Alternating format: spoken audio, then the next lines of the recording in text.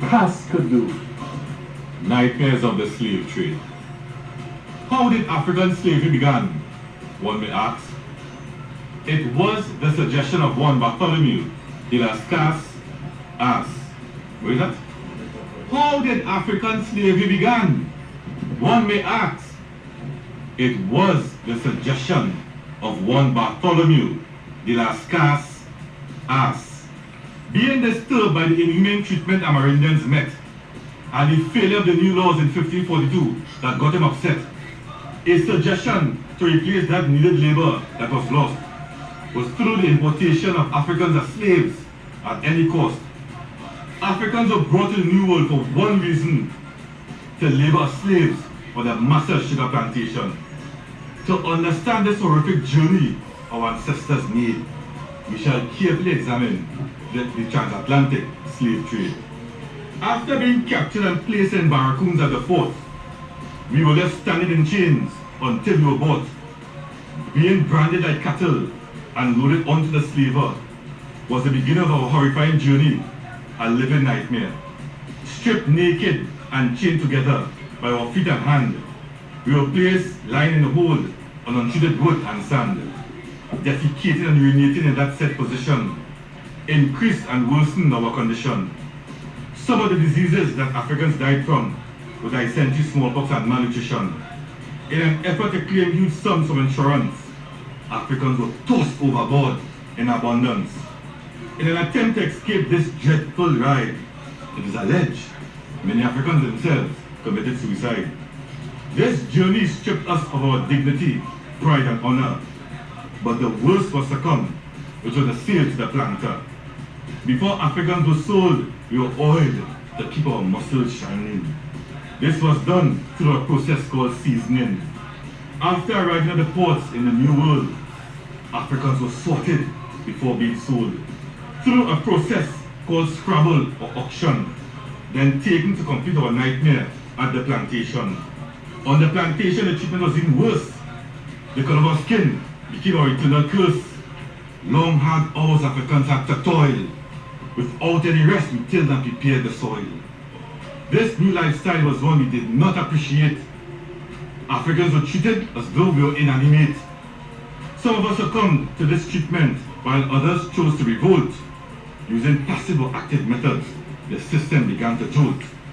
Some Africans also engaged in the act of maroonage, and we returned at night to the plantation causing a carnage. It became a liability to have Africans as slaves in our possession, and an act was passed in 1807 to grant us our freedom. With the passing of the Emancipation Act in 1833, Africans were given the opportunity to once again be free. Free at last, free at last. Thank God Almighty, we are free at last. Ladies and gentlemen, you are hearing it for yourself. Cascadoo, the Caribbean New Voices International, they're here to tell you about a fantastic production and presentation that they're having. And of course, on the 18th, that poem must be repeated. You know, so yeah, on the 18th it must be promoted. But let us talk about this decision of yours to bring about this awareness in terms of the spoken word.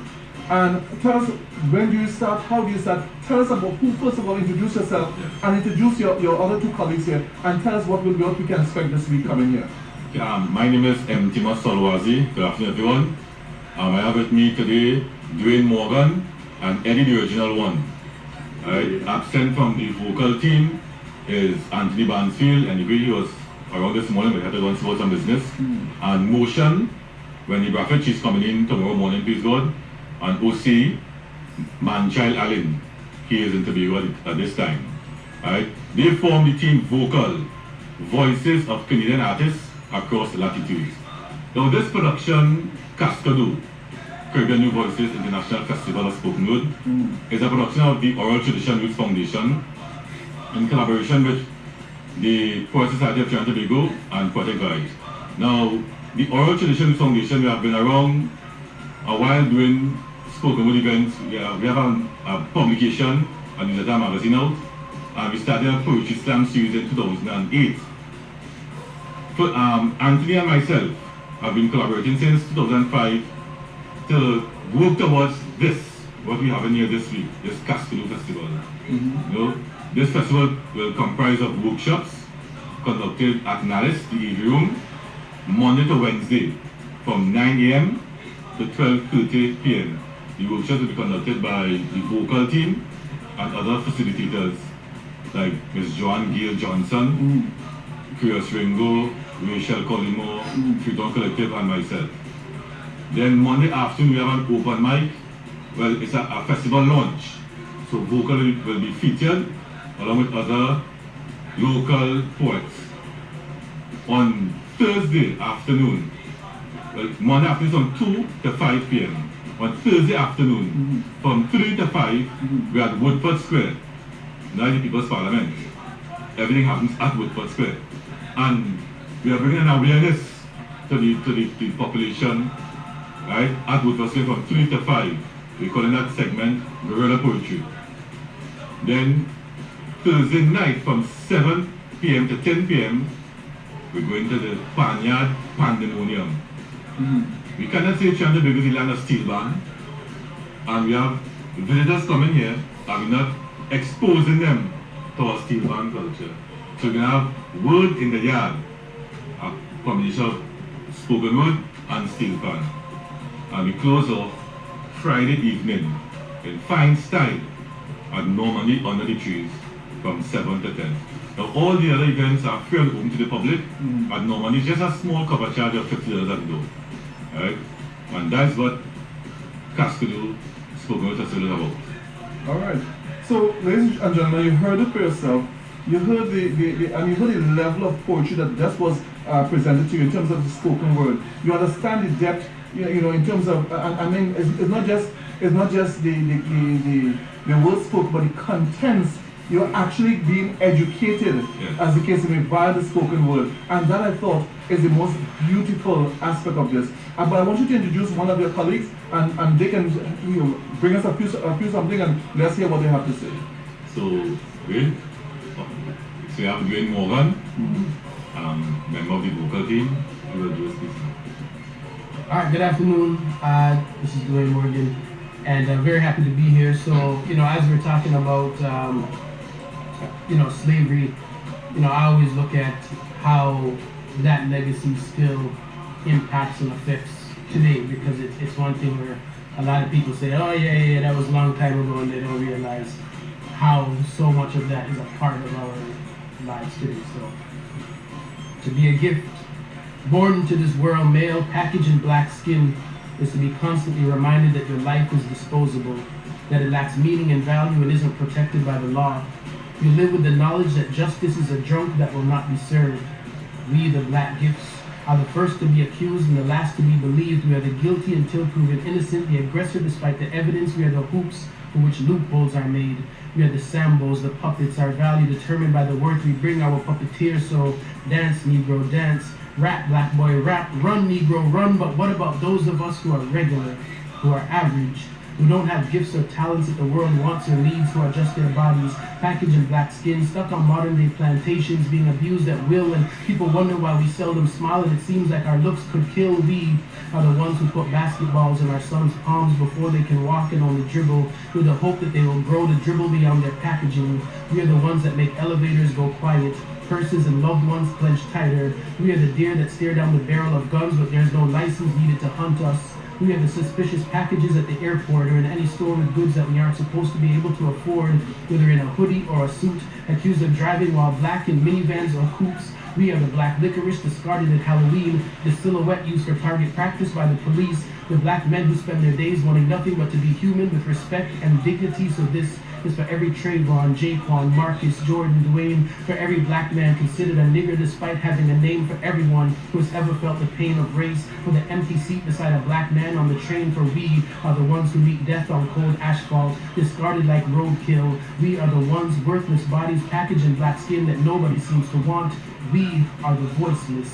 We are the ones. My gosh, I'm telling you, You know, and I'm hoping persons out there listening to this understand that the African community has come a long way, but still there are hurdles left to surmount.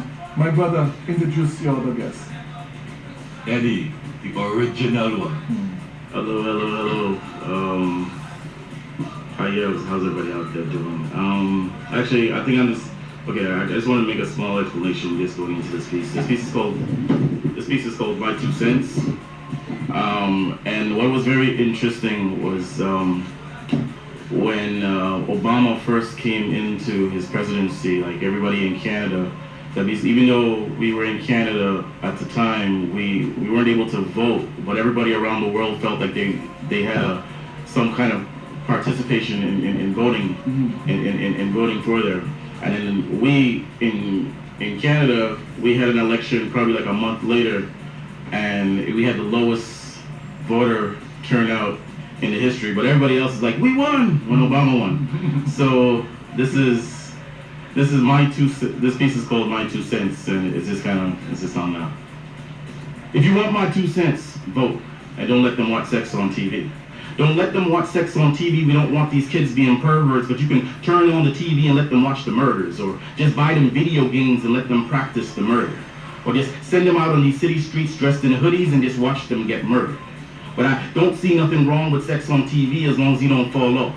And I believe that I like sex more than I like murdering people, but don't judge me. It's a life choice. And another thing, Trailer Trash America done shaved her bush and got herself a black man, but I still see the probability of problems prolonging the planning process of one's personal prosperity. No grants, no government bailouts. I work for a living. Recession, or a period of reduced economic activity, the name of my pocketbook's unauthorized biography. I'm not sure if I want Denzel or Will Smith to play me in the movie, but tell the tax man, get your hands out my pocket, man. #1 on the bestseller list if Oprah mentions it. But that's one for the books that will never get read, just thrown at you. Just download it on your smartphone, because it's the... and those who have missed it, check out YouTube and stream for the video. 30,000 hits in the last 5 minutes, and I'm telling you, vote. The world that we live in real time, a processed reality broadcast back to you on TV, where you too can be Paris Hilton's BFF, hang with the Kardashians and have a baby by Kanye West, be conscious like KRS, poetic like Mos Def, right? What's left? Hoping that Obama isn't killed so that he doesn't end up as the next dead president on the American dollar bill. But who's paying attention, and what is it costing you? Vote. Because housing that's affordable doesn't have the same ring as profitability as ka-ching. So now revitalization has more coffee shops and condos on corners than liquor stores and ghettos, and I guess that's a good thing for the economy. Probably just a con on you and me as they condos and they're getting condos, but better cost of living. But what does it cost to live in the skybox where you don't even feel like a player or even part of the game? Trying to keep up with the Joneses that don't even acknowledge you or know your name, but you should be working to live and not living to work, and that's probably just me being cliche. Vote. And if you ask for my 2 cents, it will cost you 5 cents like grocery bags. Because my 2 cents is valuable. And in these hard economic times, I just can't afford to give it away. But don't harper on it. The lesser of 2 evils, sex on TV or the lowest voter turnout in history. See, this is Canada, the place that some of us call home. But my real question is, when are we going to get a black prime minister of our own? Oh, wow. Wow, the real question, eh? One good thing though, you had a black appointed governor? Yeah. Governor General? Yeah, Governor General, yeah. The lady from Haiti? Yeah. Yes. Is she still Governor General? No. She just last year she went on. Yeah. Fantastic. So I'm really hoping that this production will be all Cascadoo will be a tremendous success, that people will come out. I want to encourage TNT to go out Monday, to go out this weekend, Monday, Tuesday, Wednesday, at Nallis. Friday, you have the big show that they're having under the trees at Normandy. Go out and be part of this. I think it's important. But I wanted to ask you to ask my brother here, as I'm saying, to do the number he did in respect to, I'm not sure if you call it the journey. Yeah, it's a journey. That's not what I called it, but I just tied it into what you have said when you called it. Right on. So do the journey. I'm calling it the journey. No, yes, I'm saying. This is called the journey. On your mark, get set, and so it begins on the dark continent of enlightenment, the place from where all history comes. A people who were so ahead of their time they were sending text messages when they only had drums. Out of the starting blocks, we are off to an early lead as world travelers and explorers, sharing our philosophies, creating universities and structures that would make the world stop and wonder before passing the baton on to the relay's next runner in the Caribbean Sea, who lost a bit of ground through the Middle Passage in slavery, but nobody said that the race would be easy. So for over 400 years, they continued to run, limping through the pain, knowing that cramps will come and it's going to hurt sometimes, but you've got to focus and keep going through the plantations, the lynchings, and the hate, even when the spectators in the stands call you other than your name, because it is not what we are called, but what we answer to that is important. Victory is an uphill climb, and we've got to continue to rise like Lazarus, knowing that even the slightest of steps can mean so much. Sister Rosa Parks sat down to stand up, so I can't give up as I try to make sense of this baton that's been placed in my hand while I struggle just to be accepted as a man in this world that seems more concerned with whether or not I'm endowed down south, when I'm all about being endowed in the places where it counts, in my family and my community, because knowledge of self is like a garden. If it is not cultivated, you cannot reap a harvest. Victory will come to those who choose to run the hardest, and it really doesn't matter if you know the secret, because not everyone will believe enough in themselves to do something with the information. No one was made to be a spectator in life. We are all the active participants in the race to fulfill our destiny. So when the baton comes, take it and run, because failure isn't a crime, but aiming too low is. Because if you reach for the top of a tree, you might never get off the ground. But if you shoot for the stars, you might at the very least get to the top of that tree. And I might not get to the finish line with you, but I will continue to strive to carve out my own space before passing this baton on to a new generation of runner, confident in victory, because success, it runs in my race. All right, I'm hoping that all the devices are fully charged and fully on. My brother, I am impressed with this. I'm impressed with what you just did a while ago. I'm hoping both of you are here on the 18th so we can really bring this forward as part of that massive program organized by the Ministry of Diversity, because I think it is something important that we understand the pain, the hate, the negative situation where you want a human being but more commodity, where you want merchandise, where there was no self-respect, there was no self, as the case may be, you were just property, and that to me is so important. So I'm hoping that you're here for the 18th. I'm hoping that you pull this together and you have 2 or 3 of the voices come forward so we can do something very, very special with the Ministry of Diversity under the distinct leadership of the producer, Mr. Davlin Thomas. So my brother, tell us about your program for this week here, and give the nation. We open the lines for calls. Anyone want to call us at 222-8255. That's 222-8255. Call us if you want to talk about what's happening here, or if you want to talk about the positive vibration you're hearing from the spoken word. Call us and let us hear your point of view. Call us, be constructive. Let us start a constructive discussion. My brother. Yes, it's called Cascadoo Caribbean New Voices International Festival of Spoken Word. And we are having this 1-week festival. Monday to Wednesday, we're having 3 days of workshops, 9 a.m. to 12:30 p.m. at Nallis AV Room. Monday afternoon, from 2 to 5, we're out on the arcade at Nallis. That's the front part on Abercrombie Street. And we're having a launch, a showcase for the festival. So V.O.C.A.L will be showcased along with other artists. Thursday afternoon, we're at Woodford Square, 3 to 5, Guerrilla Poetry, open mic. Thursday night, Guerrilla Poetry? Guerrilla Poetry. Explain. Guerrilla Poetry, we're asking, you're coming out to speak. Remember the days of old, I was telling Dwayne and Isn't that storytellers long time? Yeah, and what this Calypsonian was supposed to bring to us, the Calypsonian of old, we know, was not the party, was on people, was the voice for the people, right? So you're coming out there and they're saying what's on your mind, getting off your chest. You have people that don't have space to say anything, push them out. Hey, also, don't say anything. Come Thursday, now you come in a course and say, and as I'm showing you, when you come in poetic style, in intelligence, and see what you have to say. Well, let me just say, as the booking agent for my daddy, you're not booked to come in this program. Which night? Unfortunately, I'm out of the nights now. You're on the night now? Yeah, I'm doing 47, but we could arrange to have me come back in before that day. Yeah. When is it set for again? Thursday? Guerrilla Poetry? Yeah. Yeah. Oh, you can talk for them if you want to come and Covered live on Word Square. How the boss is here, how marketing push now. An option, Yes, right? yes. And then But that sounds interesting. yeah, we're going to the Panyard Tuesday night. The Panyard? Yeah, Which Panyard? Pandemonium in Belmont. Is that right? We're sailing. This is Panmont, you know. Well, that's good. Good. So we're having Word in the yard. Uh-huh. And then Friday we close out in style under the trees at Normandy. And Normandy. All right. 7 to 10. And that's the only one that have a cost like $50. The others are It's reasonable. People, Yeah, that's good. That's you know, good. where they can get tickets. No, they pay the gate. Pay the gate. Yeah, normally, yes. But is anybody can contact if they need further information? 479-4510. That's 479-4510. Is there a special starting time? At normally 7 p.m. 7 The p.m. night programs are 7 p.m. 7 to 10. Okay. And I need to really say that I'm going to thank our sponsors, our platinum sponsor normally, and Nalis. Nalis have been supporting our efforts for inception. You know, I want to also thank the Policeman Corporation for use of Woodford Square. Thank Pandemonium for getting on board.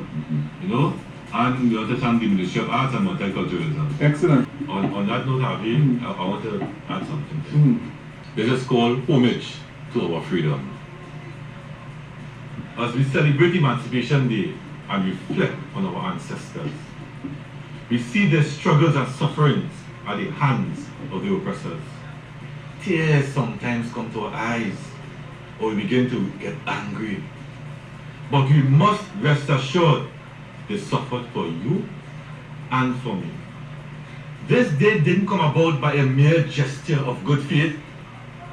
That is why each and every one of us must show homage and appreciate the path that was paved for a bright and prosperous future by many dedicated persons who came from Africa.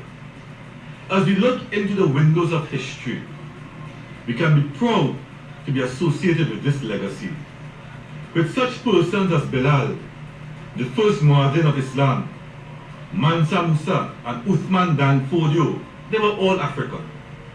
Most of you might not be familiar with those persons, so it is your duty to research our history for these reasons. Let us recognize some persons closer to our era, like Malcolm X, Martin Luther King Jr., and Nelson Mandela, Bob Marley, Marcus Garvey, Rap Brown, and Stokely Carmichael, are all African persons who continued this cycle. Pay respect to our history. Right here, this beautiful Twin Island, we have Dr. Eric Williams and Roya Butler, who kept up the struggle of the African.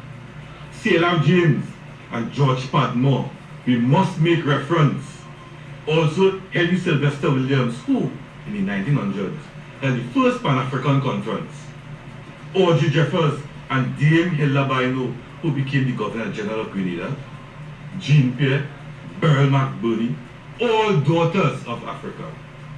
We have seen the rise to prosperity in this land by many Africans, presidents, prime ministers, and even politicians. To the African professionals, entrepreneurs, and leaders, it is indeed a fact that because of your efforts, many others and I are proud to be black. Proud to be black. Proud to be black, black. Proud to be black. We must be proud to be black. Excellent indeed. I don't actually have a poem on this, but I kind of have an opinion, so we'll see what happens. I fly back, so nobody can beat me. I think basically, especially when we're talking about looking back at our history, because like I've kind of come to a point where a lot of us, we've worked on different programs with in trying to create different community Black History Month groups and stuff like that. And for me, when I turned 18, was kind of like where I kind of rediscovered myself as an African man, because like even though I was born in Canada, but I grew up here in Trinidad. I went to Palo. I went to Palo, and in that time, like basically, there's certain things that basically where it was the same issue that I had when I went to school in Canada. Is that basically even when we talk about history, that basically it was really funny where I actually didn't know who Martin Luther King is, and I'm like, we're living in a Black country or I didn't know who like basically, and supposedly, so I have all my books from secondary school, right, still up to this day, and realized that that stuff was actually in the book, but we never covered it, right? And so basically, as we talk about this, basically a lot right now, basically is older people kind of just basically kind of arguing among themselves. But it's really, I think the whole point for me, this is my personal opinion, right? You know, everybody, whatever, right? That it's basically the whole reason why we need to do this is so that the kids, so that whatever, because there's people out there and there's forces out there that definitely are working against us, right? In a certain way that basically that our kids, if they don't know, because really at this point basically I don't really try and get into like arguments with people, because basically you've grown, so basically I'm not going to change your mind. So I'm not into okay, this might sound, I'm not into mental masturbating. Yeah, right. Like basically, it's like it's about teaching our children so that they don't end up going through the stuff that, because there were people that, and they will name it. They will have different names through the centuries. They'll have different names of how they might call certain things. Even if you look at what's going on in America right now, where they're trying to the same things that how many people fought for during Brown versus Brown, like they're trying to revoke those things, or even the whole things with voting and whatever. They're trying to revoke it, and they're calling it, they have these different names for it. So the same is, so just because it, like, so basically it's not just here in Trinidad where basically it's like, there's a reason why that we have to teach our children certain things so that they understand, so when they can actually recognize when people, because as I said, they'll change the name of it, but they're still trying to oppress you and basically and get into this and get into this whole thing of basically taking away your rights, your basic human rights as a human being in this world. Let me make this point to you, and you're making a solid point, and let me say this further. Karen called a while ago and spoke about, let us not look at the pain we went through, let's not focus on that, but focus on emancipation. But how can you focus on emancipation if you don't know what you went through? Yeah. What you were emancipated from? What you been emancipated from? And therefore the focus must always be what caused you to have to be emancipated. You know? Also, Harvey, we must not take a granted and feel that this was done because they like us. It wasn't no just no good faith. It became economically unviable. And it was economics. Yes, actually, well, even slavery in itself wasn't because they didn't like people. It's because, oh, we didn't like you because you were black. It was an economic thing. Basically, white people were slaves first. Then you had other people that were slaves first, and they just did not work out economically. So when they actually got to the Africans, it's like, all right, this is a good investment. That's literally what it was. And it's just that it's gone off. The whole thing of prejudice and whatever, it was all economics. It was business. It was business. But that's to me, it was the worst in the African community. My brother. I think I would just, in reference to Karen's points, I think if you take for an example a man and a woman who get into an argument on Monday night, the next morning the man wakes up and he's rough with his kids, and the kids don't know why dad is being rough, and he goes out on the road and he have road rage, he's honking at everybody, driving fast, that sort of thing. He have a bad day at work, and now he's at the point where he doesn't even understand why he's having a bad day. He doesn't understand that it's connected to the argument that he had the night before with the woman. If we don't understand what happened before, we never understand what's happening in the present. So you always have to be looking at what has happened behind the scenes in the past in order to create the situation that I now exist in. So you always have to have one foot in the back to understand what the next foot is doing in the present. And you keep moving forward, but you always have to have that consciousness where you're conscious of everything that has happened prior to this current moment. Even for myself, my name is Dwayne Morgan. Morgan is my African name. I live with slavery every single day because I have no idea what my original last name would have been had it not been for the Atlantic slave trade. So when I meet there's so many Morgans from Jamaica, from a certain part of Jamaica, and I say, yeah, we're all family because we all were taken from somewhere, owned on a Morgan plantation, and now we have this last name that we all walk with and live with every single day, but none of us can trace our roots back because once we got into this particular period of history, all of that was taken away and we were given something new. Africans, be proud of your past. Proud in the sense that slavery was a horrible thing, but proud that we were strong enough to survive it, and we are here today. Proud of who you are. Must understand that you must face your past, face those past demons that control us and cause us to be the way we were treated, and understand that we must ensure that the children to come after us have a better life. That's the strength, and that's understanding your history. Right, but your closing comment, just tell people where you're from. Everything is coming on this week here, and let's go because we are running way past. Let's go. So we're saying it's Cascadoo, Caribbean New Voices, International Festival of Spoken Word, featuring V.O.C.A.L, voices of Canadian artists across latitudes. And on the vocal team we have Digri, Anthony Bansfield, we have Eddy, the original one, we have Dwayne Morgan, both of them in studio today, we have Wendy Motion Graphic, and we have V.O.C.A.L, Manchilde. Right? These, we are conducting workshops, 3 workshops at Nales from Monday to Wednesday, 9 a.m. to 12:30 p.m. Monday afternoon from 2 p.m. we're on Nales Arcade, that's on Abercrombie Street, for opening showcase featuring V.O.C.A.L. Thursday afternoon, we are at Woodford Square, 3 to 5, Guerrilla Poetry. And then we head straight to Pandemonium Panyard at Belmont for Word in the Yard from 7 p.m. to 10. And we close off in style at Normandy Under the Trees, Friday night, 7 p.m. for Voices Under the Trees.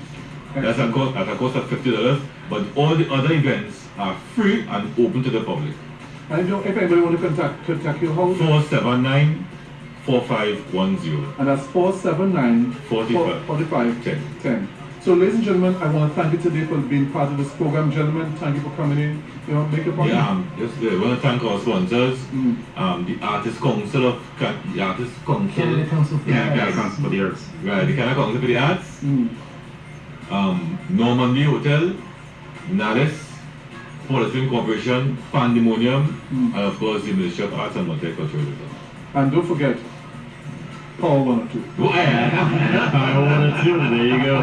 Power 102. Really appreciate you. Appreciate you. No problem, so thank you all very much for being here. So come out and support these brothers with Cascadoo during the course of this week, and on the 18th at the waterfront. Come and support the Ministry of Diversity under the production and the producer Davlin Thomas, and the African Anti-Suppression Movement, and also the Center for Justice. Come out and support this situation as we come forward. And let me give the closing number, the number for the African Anti-Suppression Movement. The telephone number is 394-1713. That's 394-1713. 394-1713. And the email for the Center for the African Anti-Suppression Movement is africanasm@gmail.com. That's africanasm@gmail.com. The Center for Justice, tt@gmail.com, and the telephone number is 624-7347, and the telephone number to make a donation, because we're trying to raise $10 million TT dollars for the Center for Justice. We're starting the Hannah Lender Fund. The number at the FCB, any FCB, you can go and put some money for the Center for Justice. Be part of it. Do something. Be part of it. Do something. Be part of it. And the number is 1434323. Remember, let us not have racism against any race, but to support each other to achieve our goals. Ladies and gentlemen, I love my country. And for me, I mean, please know that I, like my Muslim brother, I am Muslim. Angel, I got your message to you. Alright, okay. Up next, fair play, Richard Nory. And I see gorgeous gal, Trinidad and Tobago in the studio.